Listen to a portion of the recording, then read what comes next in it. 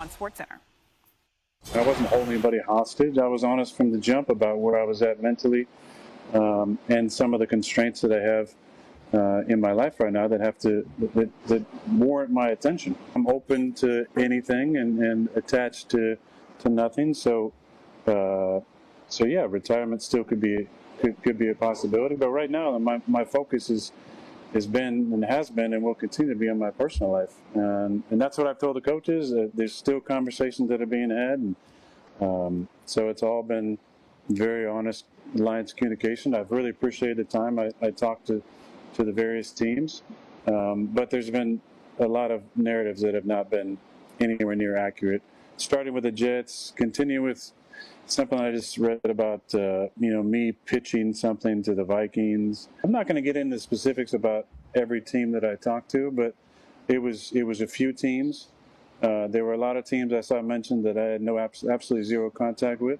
I would say I did talk to Brian Daboll and had great conversation with him. Really enjoyed him a lot.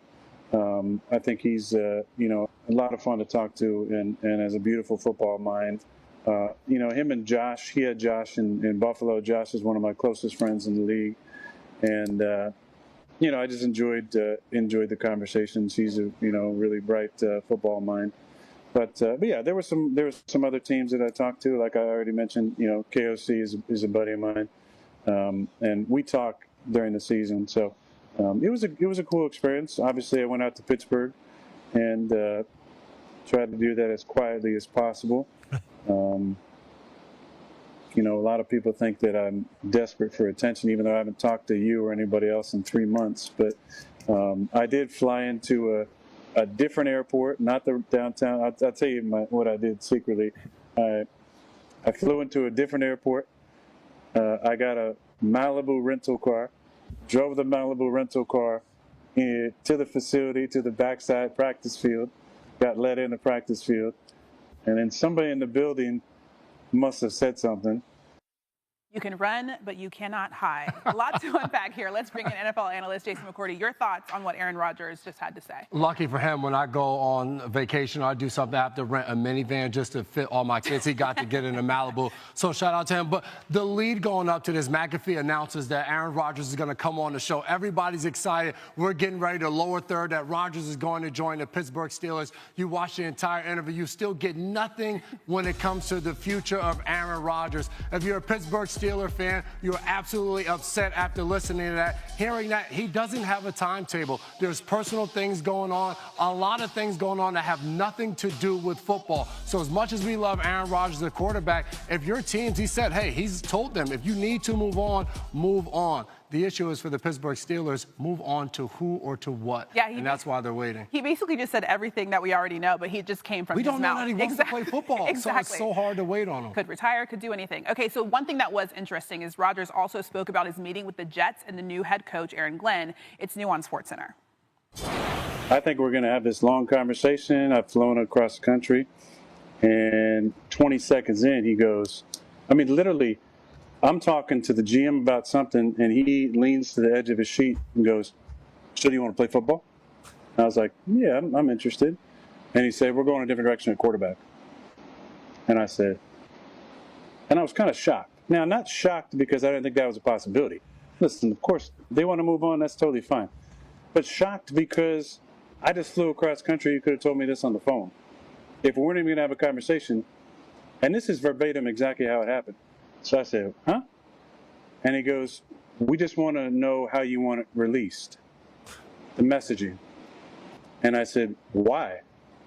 And then he said, I don't want to be up in front of the room saying something and have guys looking back at you. Interesting. And I said, what does that even mean? Are you assuming that I would be in the back of the room during a team meeting undermining what you're saying? I said, you don't know me. And he said, you don't know me. And then I said, exactly, which is why I flew across the country to have a face-to-face meeting with you to talk about my experience with the Jets and to hear your vision for the team. 20 seconds in. What I thought was going to be a couple-hour meeting turned into like a 15-minute meeting, and I walked out of there. There's obviously some things that need to get fixed over there. Okay, so there's a lot going on in what he just said. Strange interaction. So just your first initial thoughts. To his point, why fly all the way across the country to just be told? And he paid for the flight himself, by the way. He paid for himself, right? He can afford it. But to be told that they were moving on, if that was the case, like he said, just tell him. You have to imagine, if you're Aaron Rodgers, you've earned the fact that you've been there for 2 years to at least have that conversation. Now, from the Jets standpoint, you've come to the conclusion that, hey, as a new regime coming in, we don't want to live in the past. We're going to move forward, find our own guy. To what Aaron Glenn was saying, I think when you have a veteran presence like Aaron Rodgers that has accomplished what he has accomplished in the league, and you have a first-time head coach, he doesn't want players looking to him for anything, whether he agrees or disagrees, so they want him out of the building. But to go through all of that and fly all the way across the country as a player who's been in that seat, who's been released, I've been traded, all of those things, tell me that on the phone. I don't want to fly across, meet you face to face, just to be told you don't want me anymore. There's a part of me that feels like, since Aaron Glenn's first question to him was, are you sure you want to play football? He may have thought that Aaron Rodgers was going to hang it up. And so that was his hope. And then for him to just say that immediately right after, maybe that's what he was thinking. And we left out Aaron Rodgers said about the messaging. He didn't really give a flying. You know how that goes. Yeah. Oh, is that what he said on the McAfee show? I didn't watch it live. Okay. Very interesting stuff. How would you have handled it if you were Rodgers?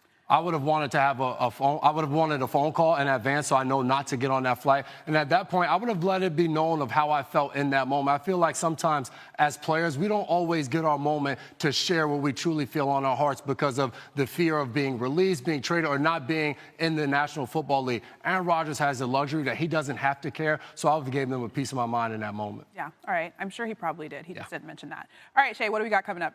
Well, what's coming up in the National Football League is the NFL Draft. And the big question, what are the Browns going to do with the #2 overall pick? Well, their GM, Andrew Berry, spoke today, and here it is. It's new on SportsCenter. What he would attempt to do has not, been really done in our league. But we wouldn't necessarily put a cap or a governor in terms of like what he could do. It's a little bit like Ohtani, right? Where when he's playing one side, he's an outstanding player. If he's a pitcher or he's a hitter, he's an outstanding player. You obviously get a unicorn if you use them both ways. We're still working through everything. We have not made a hard decision in terms of how we're going to utilize the #2 pick. We wouldn't consider signing Joe as having any real impact in terms of how we would view taking a quarterback in the draft. It's about breeding competition and. Whatever that room looks like as we go into the spring, and then probably most importantly, training camp, all those individuals will have a chance to compete to be the starter. All right, back with Jason McCourty now here. We just heard Andrew Berry compare Travis Hunter to Shohei Ohtani. Yeah.